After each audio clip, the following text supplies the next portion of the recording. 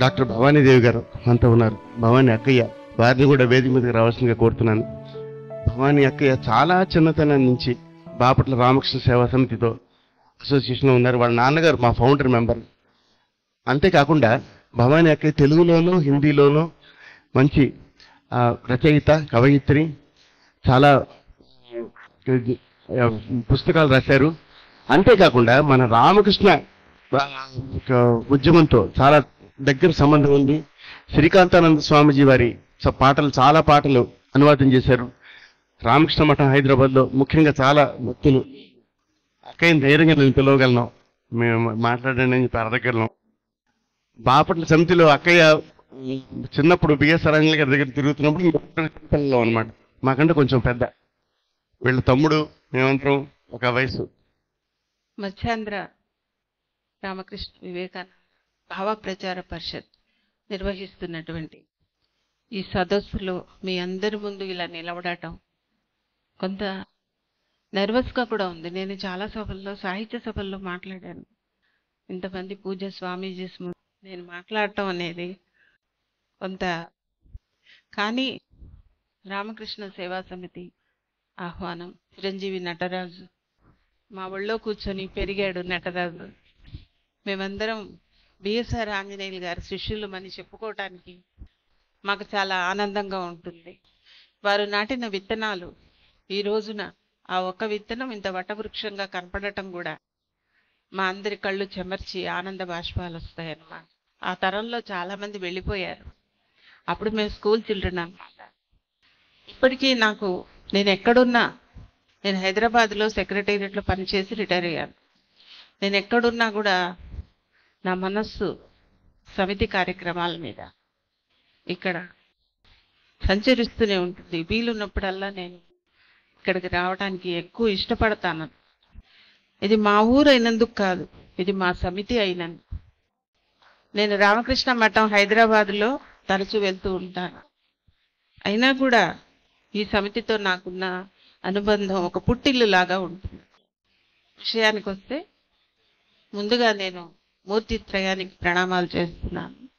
స్థాపకాయ చ ధర్మస్య సర్వధర్మ స్వరూపిణే అవతార వరిష్టాయ రామకృష్ణాయ తే నమః. విద్యా విధానం గురించి వివేకానంద స్వామి అన్న పేరు వినంగానే మనసు ఇట్లా ఉప్పొంగుతుంది. ఆ పేరు వింటే చాలు, లేదా ఫోటో చూస్తే చాలు, ఆ మూర్తిని తలుచుకుంటే చాలు. ఇలాంటి ప్రేరణ ఇచ్చే వ్యక్తులు, అబ్దుల్ కలాం కూడా, ప్రతి ఒక్కరూ వివేకానంద స్వామితో ప్రేరణ పొందిన వాళ్ళే. స్వామీజీని తలుచుకుంటేనే ఇట్లా కర్రబట్టుకొని వణుకుతూ నడిచే వాళ్ళు కూడా నిటారుగా నుంచుంటారనమాట. అంత శక్తిమంతులు అవుతారు. అది ఏంటి ఆ శక్తి? ఈ మాట చెప్తుంటే కూడా నా నిలువెల్లా పులకింకితం అవుతోంది. అంటే అంత ప్రేరణ ఇస్తున్నారు అంటే ఆయన ఎంత శక్తిమంతుడు, ఇంతమందికి పంచుతున్నారు ఆయన శక్తిని. అలాంటి స్వామీజీ విద్యా విధానంలో ఎలా ఉండాలి, విద్య విద్య విద్య విద్య ఒక మంత్రంలాగా ఆయన చెప్పారంట. మాంత్రిక పదం ఆయనకి విద్య అనేది.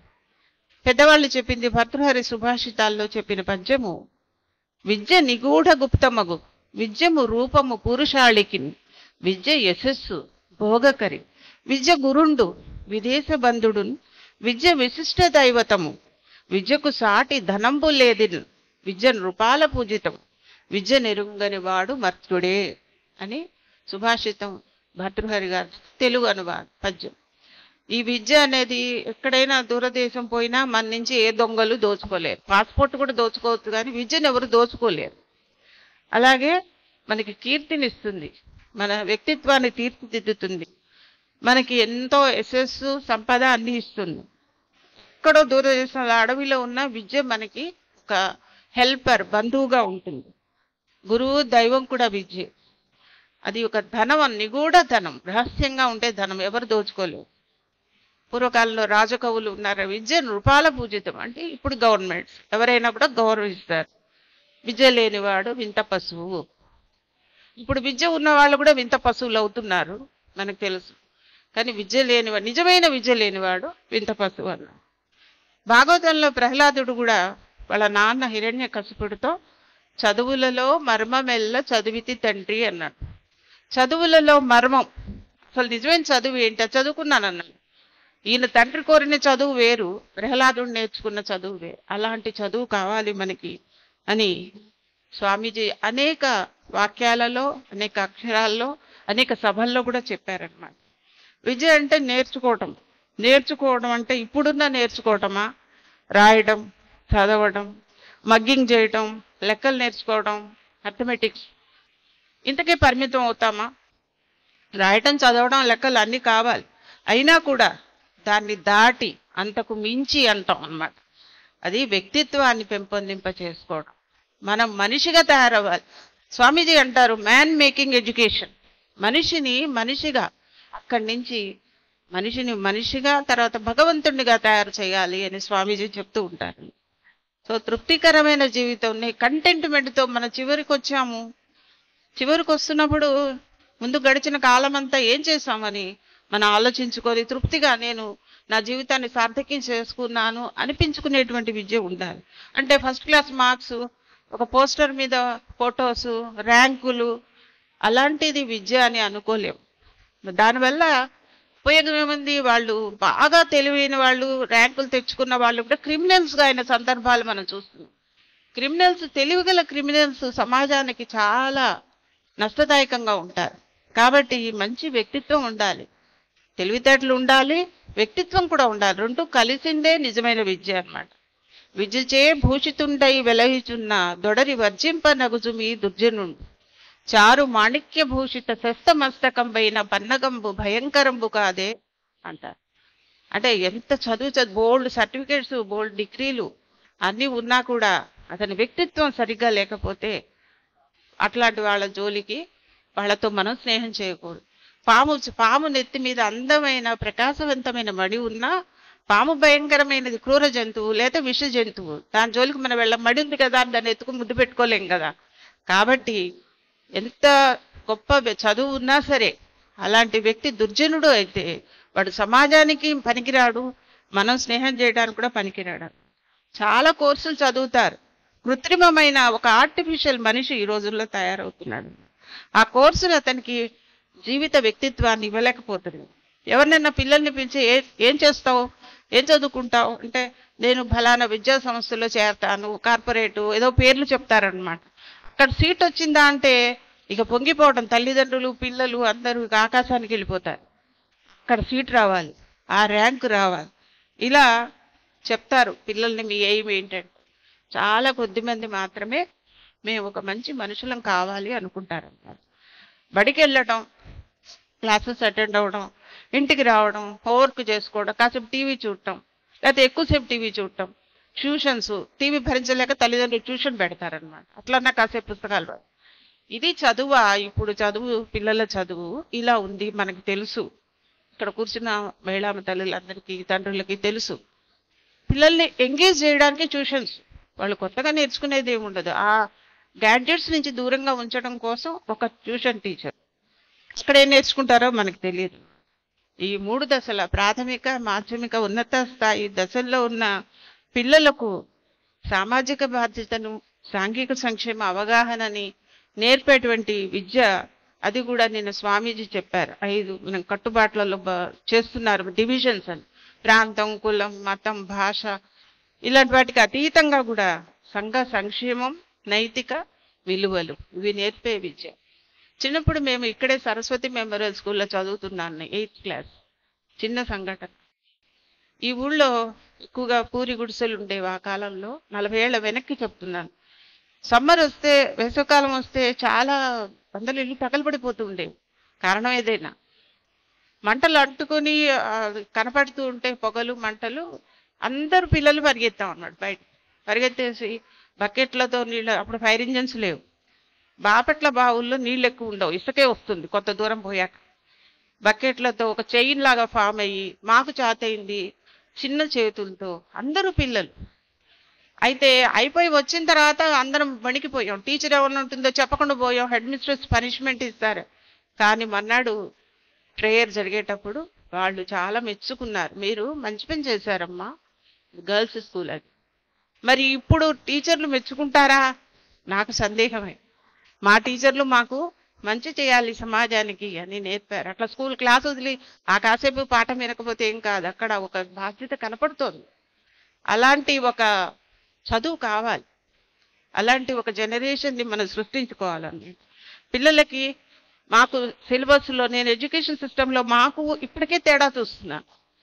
సిలబస్లో తెలుగు పాఠ్యాంశాల్లో భారతం, భాగవతం కొంత పెట్టేవాళ్ళం. ఇప్పుడు సెక్యులర్ ఏమి ఉండకూడదని అన్నీ తీసేస్తున్నారు. మరి వీళ్ళకి ఎలా తెలుస్తాయి నైతిక విలువలు? ఆ పాఠం ద్వారా నేర్చుకునేది ఏంటి? పంచతంత్ర కథలు ఉండేవి. అందుకని మన ప్రాచీన ఋషుల వారసత్వ మేధా సంపద ఈ దేశంలో పిల్లలకి, అది ఏ భాష అయినా సరే విద్యార్థులకి అందకుండా పోకూడదు, అందాలి అని మనందరం గుర్తించాలి. ఏ మతమైనా, ఏ ప్రార్థన మందిరమైనా అబద్ధం ఆడకూడదనే చెప్తుంది, సత్యాన్ని పలకమనే చెప్తుంది, సత్యమేవ జయితే అనే చెప్తుంది. సత్యమేవ జయితే అనగానే దాన్ని ఒక మతానికి కట్టేయక్కర్లేదు.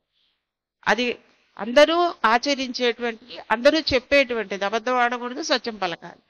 ఇలాంటి సత్ప్రవర్తన సూత్రాలని విద్యా విధానంలో పొందుపరిచి ఇది ఒక జీవన పత్రం. విద్య అంటే మన వెంట నిరంతరం మన జీవితాన్ని మోల్డ్ చేసేది. ఇప్పుడు ఫ్రెండ్స్ని ఎంచుకునేటప్పుడు కూడా చెప్తారనమాట, show me your friend, I tell what you are. నువ్వు నీ స్నేహితుడిని చూపిస్తే నువ్వేంటో నేను చెప్తానని. మన స్నేహితుల్ని ఎంచుకోవటంలో మనం చదివే పుస్తకాలు కాలక్షేపం బఠానీలు అక్కర్లేదు. మనకి ఆ పుస్తకం చదివామంటే మనం కొంచెం మనలో వెలుగు పెరగాలన్నమాట. మన వెలుగు కొంచెం ఆరా కొంచెం పెరగాలి. అలాంటి పుస్తకాలు వెతుక్కొని చదువుకోవాలన్నమాట. ఎంపిక అనేది చాలా ముఖ్యం అన్నమాట. మనం జీవించి ఉన్నటువంటి ప్రతి క్షణాన్ని మనం ఈ విధమైనటువంటి పుస్తకాలు చదవటమైనా, స్నేహితులైనా, సేవ అయినా, సంక్షేమమైనా, సమాజానికైనా, దేశానికైనా అవన్నీ చేయడం ద్వారా మనకి మనమే చేసుకుంటున్నాం అని అర్థం అన్నమాట. ఇలా విద్యార్థులకి చెప్పాలి. టీచర్లుగా ఉన్న వాళ్ళకి క్లాస్ పాఠం చెప్పడమే కాకుండా ఇవన్నీ కూడా చెప్పాల్సిన బాధ్యత ఉంటుంది. జ్ఞానము, నేర్పు ఉన్నా కూడా జీవితం మీద ఒక అవగాహన, ఒక విజన్ లేకపోతే కనుక చదువు ఒక శాపంగా మారిపోతుంది. ఆ విజన్ లేకపోవడం వల్లే ఈ రోజున పిల్లలు అటు ఇటు పరిగెడుతున్నారనమాట. ప్యాకేజెస్లో సాలెగూడులో చిక్కుకుపోతున్నారు పిల్లలు. అది ఉత్తమ సంస్కారం నేర్చుకుంటేనే బుద్ధికి ఒక స్థిరత్వం వస్తుంది. ఆ ఉత్తమ సంస్కారం స్వామీజీ చెప్పిన ప్రార్థన, ఆ ప్రార్థన వల్ల మనసు నిశ్చలత పొందుతుంది, నిలకడ పొందుతుంది అని స్వామీజీ చెప్పారు. అదే ఉత్తమ సంస్కారం అనమాట. అదొక నదిలాగా ప్రవహిస్తుంది, జీవితం అంతా మనతో ప్రవహిస్తూ ఉంటుంది అనమాట. మనం వేసుకునే బట్టలు కానీ, మనం చూసే సినిమాలు, ఎంటర్టైన్మెంట్, సంగీతం. ఎంటర్టైన్మెంట్ అంటే సినిమాలే కాదు కదా, సంగీతం. నేను చక్కటి సంగీతం విన్నాం, వీణ, ఎన్నో అభిరుచులు ఉండేవి. ఇప్పుడు పిల్లలందరూ వాటికి దూరం అవుతూ కేవలం పుస్తకాలు లోపల తలదూర్చుకొని బయట ప్రపంచాన్ని, తల్లిదండ్రులను కూడా అన్నానికి రా అంటే తల్లి ఫోన్ చేయాలి, అన్నానికి రా అని. అలాంటి పరిస్థితులు వచ్చాయన్నమాట. అందుకని విద్యార్థులు ఎంపిక చేసుకోవటంలో ఇక్కడ విద్యార్థులు తక్కువే కనపడుతున్నారు.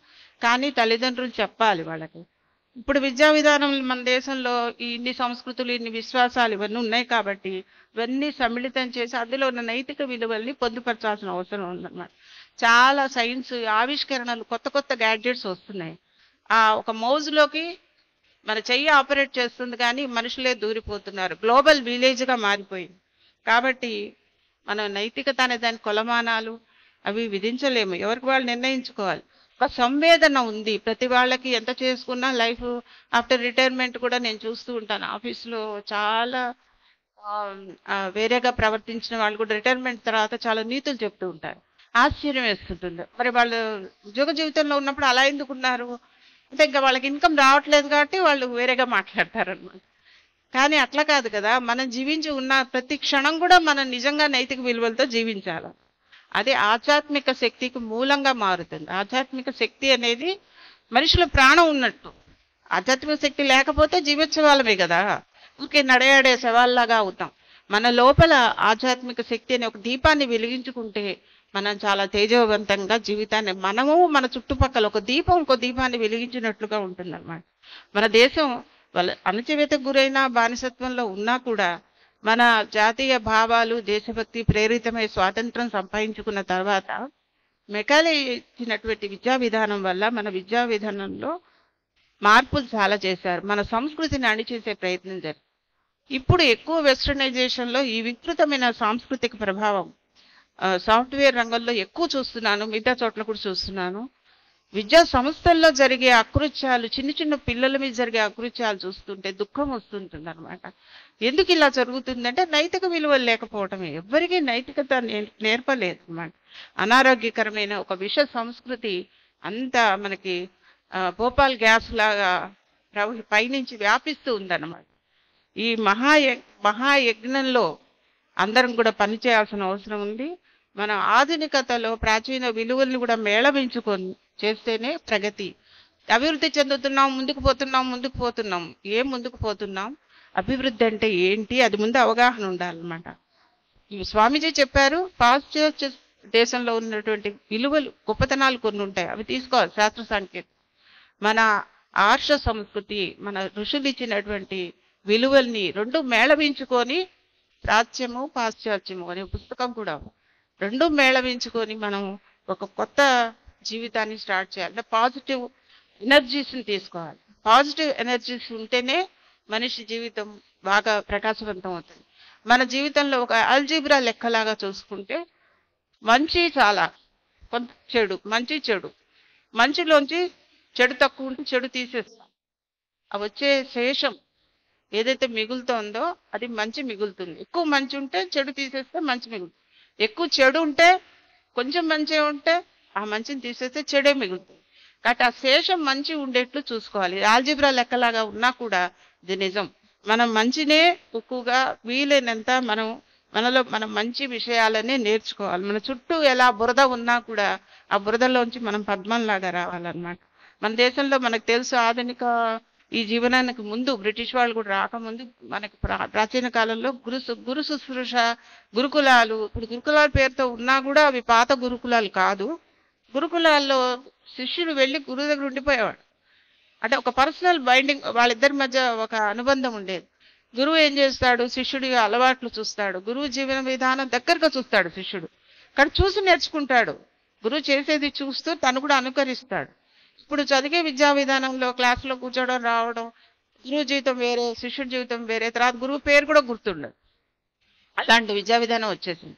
అప్పుడైతే అట్లా ఉండేది. విద్యార్థి గురువుకి చాలా దగ్గరగా ఉండేవాడు అనమాట. అట్లా ఉండటం వల్లే వాళ్ళు సంస్కారాలు నేర్చుకోగలిగారు. ఎప్పుడో చదువుకున్న కుచేలుడిని కృష్ణుడు ఎందుకు ఆదరించాడు అంటే అది సంస్కారం. అందుకని స్వామీజీ చెప్పిన విద్య విద్య విద్య అనేది మూల సూత్రం. విద్యార్థి దశ నుంచి నేర్చుకుంటుంది. ఒక మాంత్రిక పదం అనమాట, మంత్రం లాంటిది. ఆ రంగంలో మనం ఇప్పుడు ఏం చేస్తున్నాం, ఇన్ఫర్మేషన్ డస్ట్బిన్లోకి బ్రెయిన్లో గ్యాదర్ చేసి ఇన్ఫర్మేషన్ పోసుకుంటున్నాం అన్నమాట. అట్లా ఎక్కువ ఇన్ఫర్మేషన్ పోసుకోవడం వల్ల మనిషి మనిషిగా మిగలడు అనమాట. మంచి మానవుడిగా తయారు చేసేదే నిజమైన విద్య. కాబట్టి ఈ పరిపూర్ణతని సాకారం ఇవ్వడానికి వచ్చే అవరోధాలన్నీ తొలగించుకునే విద్యా విధానం ఒక సంయోజన క్రియ. విద్య గురించి స్వామీజీ చాలా అంశాలు చెప్పారు. పరిణామశీలమైన జ్ఞానము, ఆధ్యాత్మికత, సాంస్కృతిక సాంకేతిక అవసరాల సమ్మేళనమే విద్య. దీనికి ఒక స్ఫూర్తి శక్తి, జాతీయ భావన, గాఢతరమైన దేశభక్తి భావన కూడా కలవాలి. అన్ని చెడులకు ఒక సర్వరోగ నివారిణి అనే ఒక మందు ఉంది. అన్ని చెడులకు సర్వరోగ నివారిణి, ఒక్కొక్క రోగానికి ఒక టాబ్లెట్ కాకుండా సర్వరోగ నివారిణి అయిన మందు ఉంటే మనకి ఇష్టమే కదా, ఇప్పుడు వేసేసుకుంటే అయిపోతుంది. అదేంటంటే విలువలు పెంచే విద్య. సర్వరోగ నివారిణి, విలువలు పెంచే విద్య. ఇది స్వామీజీ మాట. ఈ దేశం భవిష్యత్తు యువతరం చేతుల్లో ఉంది. వాళ్ళ వ్యక్తిత్వం సచ్చీలతతో ఉండాలి అని స్వామీజీ ఎన్నోసార్లు యువకులకి ముఖ్యంగా స్వామీజీ ఎన్నో సందేశాలు ఇచ్చారు. వాళ్ళు దేశాన్ని అంటారు కదా, ఇప్పుడు బాలలే రేపటి పౌరులు, ఇప్పుడు యువకులే రేపటి భావి నిర్మాతలు అని. ఏదైనా మనం మాటలు చెప్పడం కాదు కదా, ఆచరణలో ఏం చేస్తాం. గొప్ప ప్రపంచ పౌరులు, దేశానికి సంఘానికే కాదు, ప్రపంచం వసుధైక కుటుంబకం అనేదానికి ఈ పిల్లలు బాగా తయారవుతారు. మొత్తం ప్రపంచ సంక్షేమం కోసం కృషి చేస్తారు. ఒక దేశంలో ఒక నియంత తయారైనా, ఒక దేశంలో ఒక సోఫా చార్లెస్ తయారైనా కూడా ప్రపంచం అంతటికి ముప్పే ఉంటుంది. కాబట్టి ఒక విలువల కల ఒక యువకుడు యావత్ ప్రపంచానికి ఒక ఎస్సెట్గా మారుతాడు. అయితే ఈ విద్య గురించి అమలు చేయడానికి ముందు ఎక్కడ స్టార్ట్ చేయాలి, కార్యక్షేత్రం ఏంటంటే భారతదేశమని స్వామీజీ చెప్పారు. ఆధునిక భారతదేశం స్వామీజీ యొక్క బోధనల్ని ఒక టార్చ్గా తీసుకుంటే, ఒక దారి దీపంగా తీసుకుంటే మనం మొత్తం ప్రపంచానికి వెలుగులు ఇవ్వగలుగుతాం. విద్యారంగంలో ముఖ్యంగా జాతీయతా భావము, దేశభక్తి. దేశాన్ని ప్రేమించమన్నా, దేశమును ప్రేమించమన్నా, మంచి అన్నది పెంచమన్నా చిన్నప్పుడు చదువు. ఇప్పుడు దేశాన్ని ప్రేమించడం ఏదైనా మాట్లాడితే దేశద్రోహుల కింద చూస్తున్నారు అన్నమాట. అదేంటో నాకు అర్థం కాలేదు. మన దేశాన్ని, మన మట్టిని మనం ప్రేమించటం ఇది తప్పేలా అవుతుంది? రాజకీయ సిద్ధాంతాలు వేరు. మనిషిగా, ఈ దేశ పౌరులుగా, ఈ ప్రపంచ పౌరులుగా, మన జనని జన్మభూమిష్ట చెప్పుకున్నట్లుగా ముందు మనం మన అమ్మని ప్రేమించాలి, మన పుట్టిన గడ్డని ప్రేమించాలి, మన దేశాన్ని ప్రేమించాలి. అప్పుడే ప్రపంచాన్ని ప్రేమించగలం. ఆటోమేటిక్గా వచ్చేస్తుంది, ఆ గుణం వచ్చేస్తుంది. ఇవన్నీ కూడా చాలా ప్రామాణికాలు, ఆచరణ యోగ్యాలు. బుల్లెట్స్ లాగా స్వామీజీ బోధనల్ని 3-4 మాటల్లో చెప్పి నేను విరమిస్తాను. పట్టిగడ్డలు లేచి ఏమైనా పని చేయగలుగుతాయా? చేయలేవు. స్వామీజీ ఏం చెప్పారంటే, చైతన్య మేలుకో అని చెప్తారు. ఉత్తిష్ట జాగ్రత్త స్వామీజీ బోధనల్లో మనం వింటున్నాం. మేల్కోనండి అంటే మీ గోల్ చేరేదాకా మీరు విశ్రమించకండి అని. మట్టిగడ్డల్లాగా ఒక చోట కూర్చుంటే జడత్వం వస్తుంది. కాబట్టి లేచి పని చేయాలి. ఏది ఎంత చేయగలిగితే అంత చేయాలి. అనాథ శరణాలయ సంక్షేమ సేవాభావం. మిషన్ అంటే సేవాభావం, ఆ మిషనరీ యాక్టివిటీ. వీటన్నిటికీ మూలము ప్రార్థన. స్వామీజీ చెప్తుంటే నేను ఏ పనులు మనం చేయాలి, ఆ శక్తి ఎక్కడి నుంచి వస్తుందంటే ప్రార్థనలోంచి వస్తుంది. ఎంఎస్ సుబ్బలక్ష్మి గారు ఒకసారి యునైటెడ్ నేషన్స్లో ఆవిడ కచేరీ చేస్తే జవహర్లాల్ నెహ్రూ గారు అన్నారు, కచేరీ అయిపోయింది, షీస్ కన్వర్సింగ్ విత్ గాడ్ అన్నారు. ఆమె భగవంతునితో మాట్లాడుతోంది అన్నారు. అది విన్నప్పుడు ఎంత సంతోషంగా ఉంటుంది కదా. అంటే ఏ కళల ద్వారా అయినా, కళల పరమావధి కూడా భగవంతుడే. ఆ కళల ద్వారా కూడా మనం భగవంతుడితో సంభాషిస్తాం అనమాట. అది ఏ కళ అయినా కానీ. అది కూడా నాకు ఇప్పుడు గుర్తొచ్చింది అనమాట. దేశ భౌతిక పారమార్థికత ఈ విద్యల గురించి మాట్లాడాలి. భౌతికత ఉంటుంది, కానీ అందులో పారమార్థం కూడా మనం కలయిక చేసుకోవాలి. అలాంటి దానికోసం మనం కళలు కనాలి. ఎందుకంటే ఊరికే అనుకొని ఇక్కడ కూర్చొని అనుకొని వదిలేస్తే వెళ్ళిపోతే సరిపోదు. మనం డ్రీమ్ ఇట్, మనం దాన్ని కళలు కనాలి. వ్యక్తిత్వ నిర్మాణం లేని విద్య వృధా వృధా వృధా. మన భగవద్గీత గురించి, మన వేదాల గురించి మనం తెలుసుకోవాలి. ఎవరైనా ఇతర విశ్వాసాల వాళ్ళు ఎలా అనుసరిస్తున్నారు, నిజంగా ఈ విషయంలో వాళ్ళ ఆదర్శమే. మన ఇళ్లలో ఎంతమంది ఇళ్లలో భగవద్గీతలు ఉంటాయి, మన పిల్లలకి ఏం తెలుస్తోంది? ప్రశ్నిస్తే వాళ్ళు ఏం చెప్పలేరు అనమాట. మనం ఏమీ నేర్పటం లేదు. అందుకు మనకి శ్రద్ధ ఉండాలి. ఎలాంటి శ్రద్ధ ఉండాలంటే, ఎప్పుడు ముందు నచికేతుడు నుంచొని శ్రద్ధతో చాలా ప్రశ్నలు వేస్తాడు నచికేతోపాఖ్యానం. అలాంటి శ్రద్ధ మనకు ఉండాలి. శ్రద్ధ లేనివాడు, అజ్ఞానంతో ఉండేవాడు, ఎప్పుడు అనుమానాలతో ఉండేవాడు ఏమి చేయలేడు, నశించిపోతాడు అన్నమాట. అందుకని లోపల ఉన్న శక్తిని బహిర్గతం చేసేదే నిజమైన విజయం. అందరిలో శక్తి ఉంటుంది, అది చీకట్లోకి వెళ్ళిపోకుండా బహిర్గతం చేయాలి. అంతఃశక్తిని వ్యాప్య నారాయణ స్థిత, లోపల ఉన్నటువంటి శక్తిని నారాయణ దృష్టితోటి బయటకు వ్యాప్తి చేయాలి. మన పూర్వీకులు మనకి అంతులేని సంపద పుస్తకాల రూపంలో కూడా ఇచ్చిల్లారు, తాళపత్రాల రూపంలో. నలంద విశ్వవిద్యాలయంలో తురుష్కులు దాడి చేసినప్పుడు చాలా సంపద నశించిపోయి చాలా నెలలు తగలబెట్టారు. కానీ ఇంకా ఉంది మనకి, అంటే అంత సంపద మనకుందని. కాబట్టి అది చదవాలి, ఏంటో కనీసం వినాలి, చదవలేకపోయింది. అప్పుడు అది వ్యక్తిత్వంగా మారుతుంది. అందరికీ 3/2 వంతులు వ్యక్తిత్వం ఉంటుంది, 1 వంతు తెలివి ఉంటుంది. తెలివి ఉంటుంది, దాన్ని వ్యక్తిత్వం 3/2 వంతులుగా డెవలప్ చేసుకోవాలన్నమాట. ఆ తెలివిని వ్యక్తిత్వంగా మార్చుకోకపోతే ఆ తెలివి పెడత్రోవ బట్టే అవకాశం ఉంటుంది. ఇదంతా కూడా విద్యలోంచే రావాలి. మన మహర్షులు ఎవరైనా ఈ సెల్ ఫోన్స్ కోసమో లేకపోతే ఇంకోటి ఆ రోజుల్లో ఉన్నటువంటి లౌకిక జ్ఞానం కోసం వాళ్ళు తప్పించలేదు. వాళ్ళు ఆత్మతత్వాన్ని, నేనేంటి, నేనెవడిని, నేనేంటి, భగవంతుడేంటి, నాకు ఆయనకి ఎట్లా లింక్ వేసుకోవాలి అని చెప్పేసి ఆత్మతత్వ వివేచన, ఆత్మతత్వ జ్ఞానం కోసం వాళ్ళు ఎంతో తప్పించారనమాట. అదే మనకు అందించారు. మన జాతి ధర్మం, భారత జాతి ధర్మం ఆధ్యాత్మికత. అది లేకపోతే వెన్నెముక లేని మనుషులైతారు. ఆధ్యాత్మికత లేకపోతే వెన్నెముక లేని మనుషులు. కాబట్టి గురువుతో ఉన్నటువంటి పరిచయాన్ని అభివృద్ధి చేసుకుంటూ గురువులు కూడా శిష్యులను అంత దగ్గరగా తీసుకొని త్యాగం అనేది నేర్పించాలి. కొంత త్యాగం ఉండాలి, సొంత లాభం కొంత మానుకోవాలి.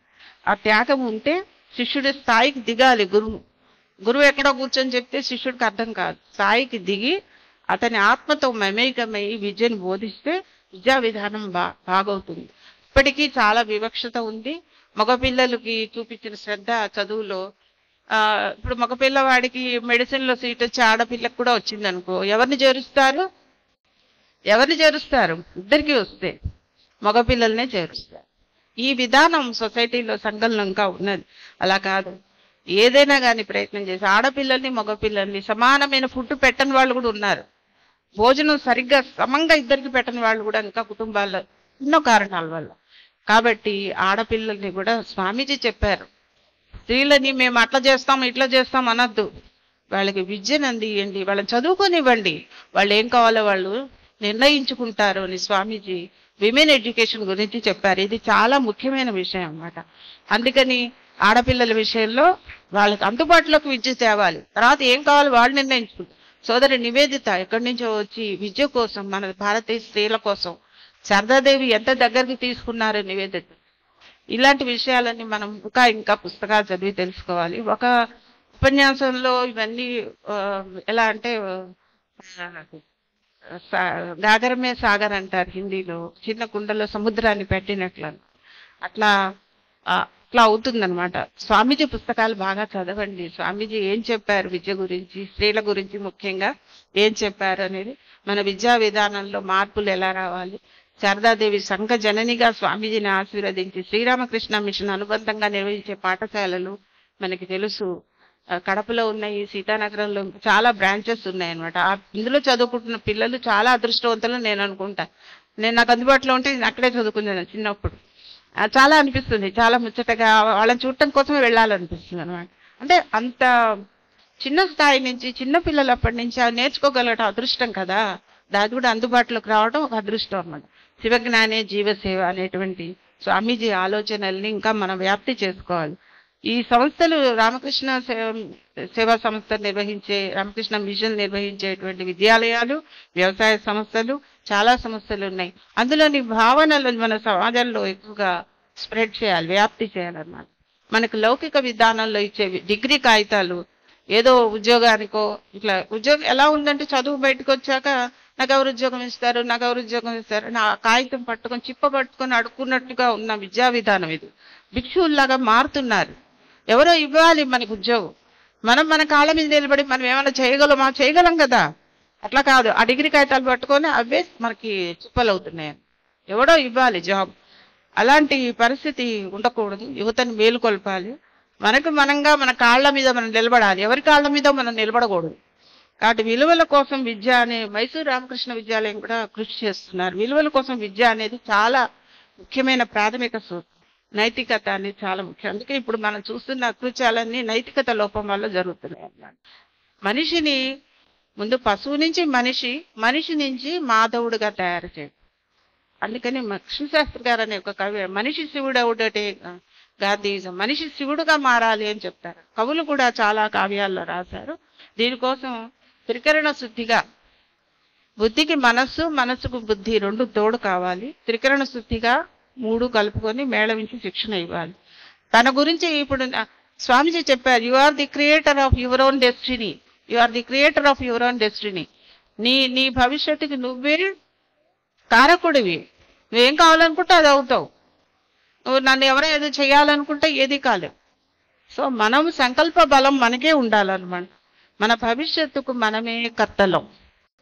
ఎవరి మీద నిందలేయకూడదు. మన భవిష్యత్తుకు మనమే కర్తలం. చదువుకుంటున్నప్పుడే మనసుని శిక్షణ ఇవ్వాలి. ఇంద్రియ నిగ్రహం కూడా ప్రార్థనతో వస్తుంది. నేను అనుక్షణం ప్రార్థన వైపు వెళ్తున్నాను. ఆ ప్రార్థన మన జీవితంలో ఒక భాగం చేసుకోవాలి. పాఠాలతో ఏం కాదు. ముఖ్యంగా సెక్యులర్ అనే పేరుతో జరుగుతున్నటువంటి విద్యా విధానంలో జరుగుతున్న వంచనను మనం గుర్తించాలి. స్కూల్లో ఏం చెప్పినా పిల్లల్ని మన రామకృష్ణ విద్యాలయాల్లో సమితుల్లో నేర్పించేటువంటి ఆ నైతికత పాఠాలకు పంపించాలి.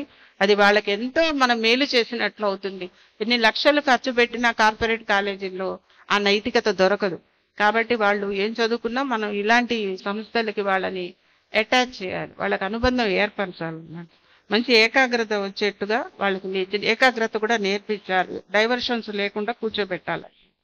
ఈ స్వామీజీ చెప్పినటువంటి ఒక సాగరం లాంటి బోధను క్లుప్తీకరించుకుంటే ఎవరో వస్తారు, ఏదో చేస్తారు, ఎదురు చూడకు, నేను ఎవరు రావరు, ఏది చేయరు. మనమే మనం పనిలో నిమగ్నమై నిష్ణాతులం కావాలి. మన జీవిత కాలం అంతా కూడా ఈ విధానాన్ని అనుసరించుకోవాలి. జీవితం అంతా స్వామీజీ బోధలు మనకు శిరోధార్యాలు. స్థితప్రజ్ఞత, మానసిక పరిణతి, మనోబలం, మేధో విస్తృతి, నిరహంకారం ఇలాంటి జ్ఞానం ఉంటే మన కాళ్ళ మీద మనం నిలబడగలిగే విద్య మనం నేర్చుకోగలుగుతాం. విద్య అంటే పాఠశాలలో నేర్పేదే కాదు, మనం నేర్చుకునే విద్య చాలా ఉంటుంది. చదువుకునే కాలంలో నేర్చుకున్న నైపుణ్యమే తర్వాత ఆ వ్యక్తి కుందాగా బతకడానికి ఉపయోగపడుతుంది. ఇలాంటి విద్య కోసం మనందరం కృషి చేయాలి. స్వామీజీ బోధనల్ని వినాలి, చదవాలి, అమలు కృషి చేయాలి. అప్పుడే మనం మానవ సంక్షేమానికి ఎంతో కొంత చేయగలుగుతాం. ప్రపంచ మానవాళికి కూడా మన వంతుగా నేను సైతం అన్నట్టు చేయ. సర్వే జన సుఖినో భవంతు. నమస్తే.